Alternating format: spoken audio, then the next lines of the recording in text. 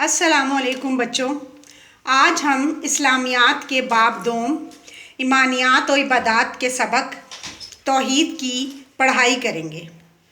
तौहीद का मतलब अल्लाह ताला को दिल से एक मानना और ज़बान से इसका इकरार करना है। अल्लाह ताला तमाम जहानों का पैदा करने वाला है। उसी के हुक्म से दुनिया का सारा निज़ाम चल रहा है। उसकी बराबरी करने वाला कोई नहीं, उसके सिवा कोई इबादत के लायक नहीं। आसमान, ज़मीन, सूरज, चाँद, सितारे सब उसी ने बनाए हैं। वो हर चीज़ का खालिक है, यानी बनाने वाला है।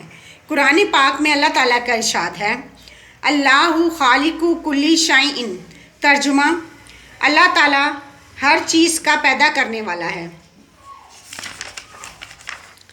अल्लाह ताला को एक मानने और उसका इकरार किए बगैर हमारा कोई अमल यानी कोई काम, कोई इबादत कबूल नहीं।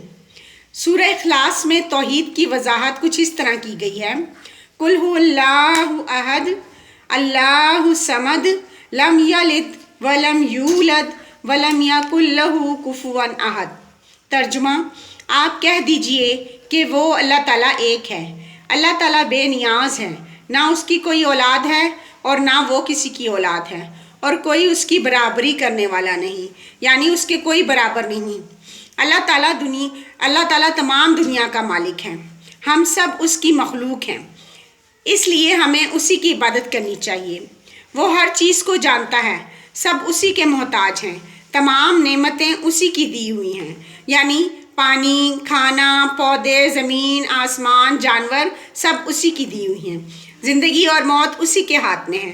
अल्लाह ताला की ज़ात में किसी और को शरीक यानी शामिल करना बहुत बड़ा जुल्म और गुनाह है। अल्लाह ताला ने कुरान पाक में फरमाया है, तर्जुमा, बिलाशुबा शिर्क अजीम गुनाह है। अल्लाह ताला तमाम खूबियों का मालिक है, वो हर ऐब और ख़ामी से पाक है। अल्लाह ताला पर ईमान लाए बगैर कोई शख्स मुसलमान नहीं हो सकता। बच्चों, आपने भी घर में इसी तरह इसकी पढ़ाई करनी है और किसी बड़े को सुनानी है। शुक्रिया।